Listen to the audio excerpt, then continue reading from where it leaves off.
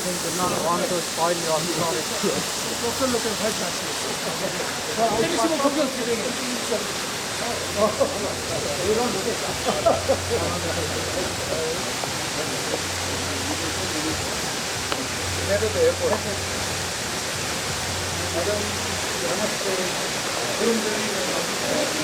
Of the Honourable Minister with the students and the faculty of the university and the other higher education institutes of the state.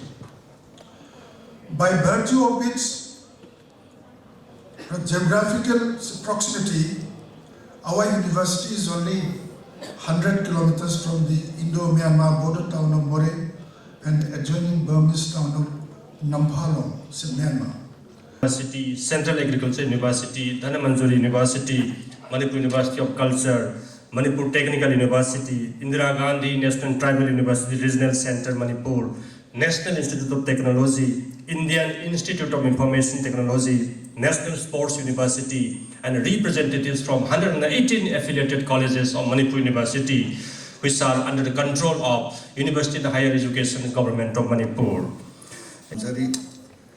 Dr.S.Jaishanker ji, my senior colleague in the External Affairs, Dr. Basanta Singh, Honorable Education Minister, Manipur, Professor Lokendra, Vice Chancellor, Manipur University, Shri Gyan Prakash ji, Rangita Bali, and Imphal Maite, and other distinguished academia, friends, students. Good afternoon, ladies and gentlemen. It is a pleasure to welcome you, Shri or Sir and Madam Koyoko Jaikumar, and particularly for the Madam Konnichiwa.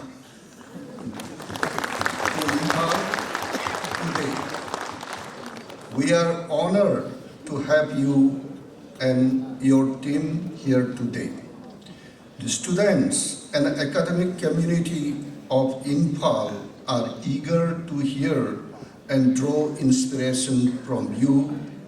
Your life and professional career inspire many. Our young ones are mesmerized by the way you defend and progress our national interests in the international arena. I'm sure I can speak on behalf of my Manipuri brethren to wish you the best.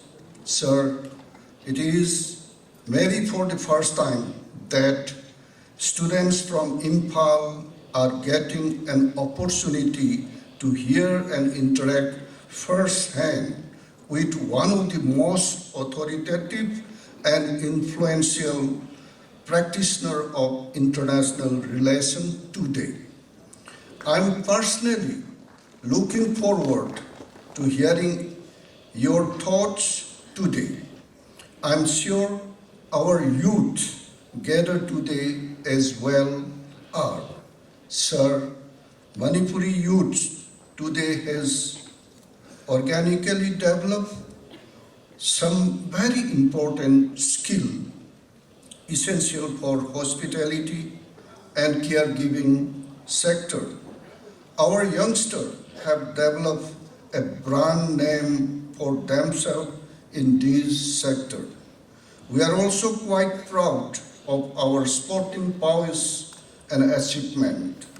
A more proactive international partnership in these sectors will help our youths immensely to realize their full potentials.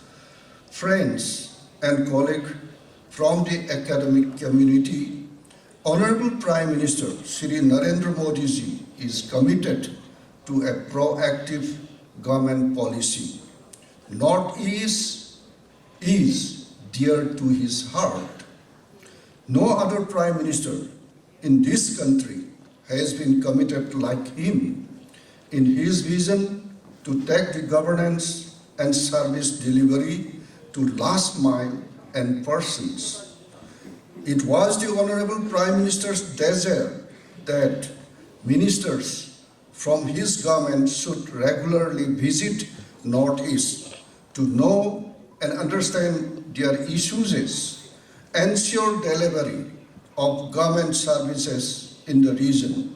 In this context, also, we are happy to have my senior minister here today. Sir, I am thankful that you could schedule this visit despite your extremely busy schedules. I hope your visit to Manipur will be productive, enriching, and memorable one. Friends, without much ado, let me just wish everyone here today a very productive session ahead. Let me also thank the team at Manipur University and other institutions in the state for creating this platform to give an opportunity for our students and intellectuals to interact with Honorable Minister. Thank you. Jai Hind. Thank you, sir, for your very, very inclusive and nice speech. Now, we will listen to the most awaited speech from our Honorable Minister, Dr.S.Jaishanker, Honorable Union Minister of External Affairs, Government of India. So we welcome you for your speech, sir. As Foreign Minister, a very different experience interacting with younger people. And there's a very good reason for that. Because younger people actually are much more intensely connected to the world. Now there's a very good reason for that also. They spend more screen time than older people do. But to talk to people who are on the threshold of their careers about the world, I think is today a very important responsibility. And I'm very pleased that I can do that today in Imphal. Now, think really about what the world means in your life. Just look back the last few years. You know, something happened in a very distant city in China, and then for the next 2.5 years, our lives were affected by a pandemic. We had a conflict in Ukraine. Again, you can see the impact of it on your daily lives. Suddenly petrol became more expensive, food became more expensive. You have climate events which are impacting you. You are a border state. Something happened in your neighboring country. That too is having an impact on you. So the point I think younger people especially should appreciate is in this very globalized existence that we have, the world is going to be deeper and deeper into our lives. It is not something you will read about like we did or watch on the TV. The world is actually come to your home. That your daily existence today, in some form, is actually shaped by what is happening, not just outside your homes, not just outside your city, outside your state. It is actually outside your country, maybe in some very, very distant part. Now, that if you absorb that fully, I think there are a few questions which arise from that. Today, how do we approach the world? How do we see the opportunities and challenges? And secondly, how does the world see us? Because often we are very, very engrossed in our own debates. This is a conversation, we are a very argumentative society. So we may not always understand how we look outside. What is the value that the rest of the world sees in us? And that is something, in a way, I'm uniquely positioned to share. because again, as a foreign minister, I travel a lot abroad. I meet other people, not just ministers, but people in other countries. And sometimes it's very interesting. They have a much more objective view of India than we ourselves, because we are very, very engrossed in our progress and in our development. So let me give you a sense today. What does the world mean to us?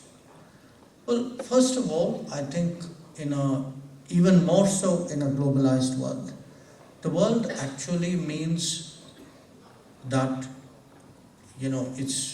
I say this in a state with a very strong sports competitive culture. Think of the world as competition. There are about 200 players in the world. At one level, every day, you are competing with those 200 players. You want, as a competitive country, as a competitive society, you want to do well, you want to excel in every part of what you do. But at the same time, the world is much more complicated than sports, because it has its dangers, it has sometimes its interests, its agendas. So it's very important in this world of 200 countries and many organizations. How do you make friends? How do you build relationships? How do you secure yourself?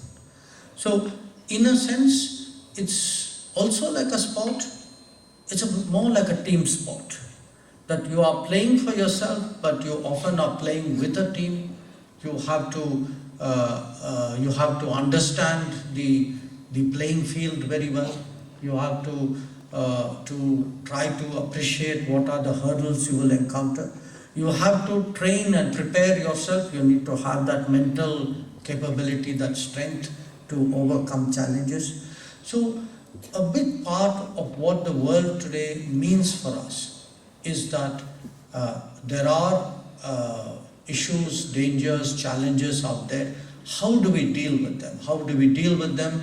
By as I said, by making friends, by ensuring that we are secure within our borders, that our external interests progress, that if we need weapons or technology, we have the right partners.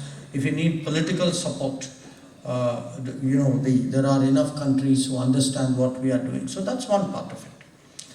But today, the economic side of the world has actually become much more important, because it isn't only about what I make at home, which I go and exchange with somebody else for money or for other goods. If countries have really grown much faster because they've had the right relationships with the right partners. So if you look even in our region, Southeast Asia, East Asia, Japan, China, Korea, these countries actually, their growth rate accelerated because they actually utilized the goodwill and the businesses of the world to actually progress, accelerate their own national development. So one of the big changes today, especially under this Prime Minister, is you would see a much greater focus. How do we actually bring external partnerships into play for national development? Now I can give you, a few examples. If you see, for example, our Smart Cities program, we have partnered with many countries who are more advanced in their urbanization than we are. If I were to look at the Northeast region, we actually have a forum with Japan to use Japanese development assistance to create a better infrastructure and connectivity in the Northeast. Even the bullet train, which is currently under construction, itself is an example. How do you work with another country and go forward? Many of our educational or scientific institutions are actually examples of international collaboration. So when we think of the economics of the world, it isn't only trade, it isn't only investment, and these are very important. But there is a larger development side to it. Now, let me move back to trade itself. again, we tend to think of it as an activity. Think also of trade as employment. How many people, last year we had record exports, the highest ever exports we've ever had in our history. We exported $670 billion of goods and services. But think for a moment, what does that mean for employment in India? So it's interesting, the more you access markets outside, actually the more employment you are creating at home. So there is that correlation too on the economic side we need to take place. But employment today doesn't stop only at home. We increasingly must think of the world as a workplace, not just as a marketplace. That there is a mismatch in the world between demand and demographics. That there are many parts of the world where they need talent, they need skills. Today, there are roughly 34 million Indians and people of Indian origin who live abroad. In the Gulf alone, there are 9 million people. When we did the Vande Bharat mission to help Indians who were stuck outside during COVID, we realized that, you look at a profession like, say, merchant shipping or airlines or hotels, quite apart from blue-collar workers and, people who've gone out as tourists. Today, Indians number in the hundreds of thousands, sometimes in the millions, in many of these professions. And the more we are able to in a sense, prepare our people for a global workplace, actually our contribution to the global economy, as well as what we can get out of the global economy, is that much higher. In our case, it wasn't just the system which went to work. Prime Minister made sure that every one of the border countries of Ukraine had an Indian minister sitting out there and directly supervising what happens to the students who are coming out. Are they fed? Are they housed? Are they properly prepared for the flight back home? So the impact of all of this, that the entire Indian system top down is today responsive to such a challenge, that actually shapes the world. So the world says, these people had probably one of the toughest COVID challenges, and they dealt with it. They had this huge situation in Ukraine, and they found a way of dealing with it. And I'm now giving you a kind of a humanitarian or a people-centric set of examples. But people also watch how we stand up when it comes to the interests of our people, on the big issues of the day.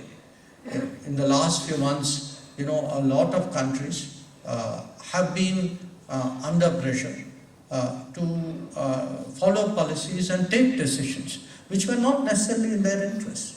Now, some could, some couldn't. Some had the ability and the courage to speak. Some found it much more difficult. But the fact that we could be independent, that we could stand our ground, that we could do what was right for our people despite the pressures on us, that too has shaped the impression of the world about us. During this COVID period, obviously all our minds were focused on the pandemic itself, on the vaccines, on our vaccination. But during this period, something very big also happened in this country. And it happened so smoothly and in a way so effectively that we've actually absorbed it without even thinking about it. And I refer here to the fact that in this country, through the entire COVID period, we were actually giving food support to 80 crore people, 800 million people.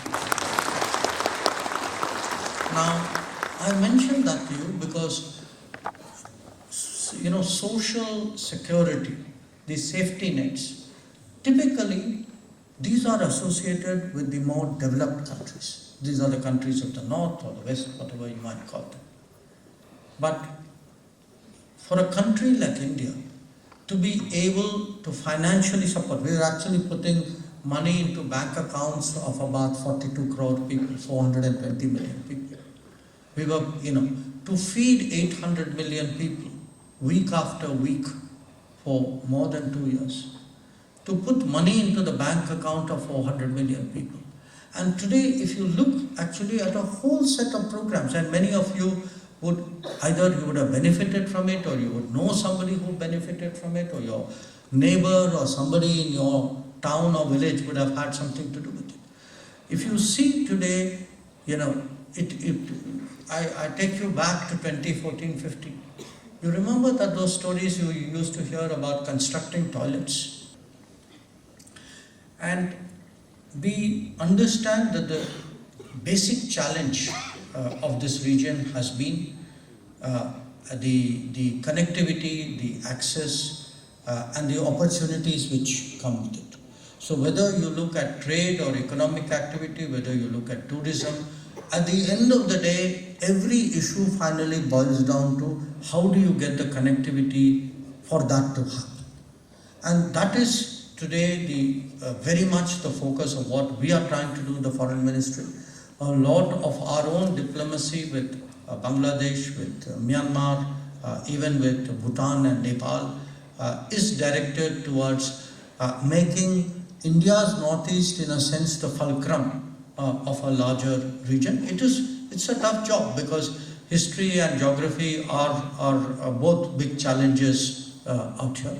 But I think it's only appropriate on an opportunity like this that I also stress how high that is in our priority. My colleague Dr. Ranjan's mentioned that the Prime Minister has a special sort of place in his heart for the Northeast. But he also, I must tell you, has a special tasking for all of us, especially in the Foreign Ministry, to address some of the structural constraints and problems that the states of the Northeast have faced, and that is again very much in our priority. Finally, just a quick response on the area studies point which the Vice Chancellor made. I was made aware of this. As a student myself of area studies, I value area studies very, very greatly. I'm not making any promises, but I certainly will try to see if we can find somewhere within Government of India a solution, because to tell a whole generation that the world means more to you, but not then provide them the educational tools to understand the world would not be in consonance. So let me look at it. Once again, I want to say it's really a great pleasure for me to be with all of you. This is my first visit. I particularly want to thank Dr. Ranjan ji, because he's been pressing me to come, and I certainly hope that I will have further opportunities to continue my association. Thank you. Thank you, sir, for a wonderful speech. It's really very, very inclusive. You talk about where we were and where we are and where we should and how, and also the experience of the world. And it's really delighted. And sir, in fact, Manipur University has students from 14 countries of the world, from African countries and from Korea, and Thailand, Myanmar, South Korea, Sri Lanka, Bangladesh, and Cambodia also. And all of them would like to listen more from you, and we request you to kindly visit one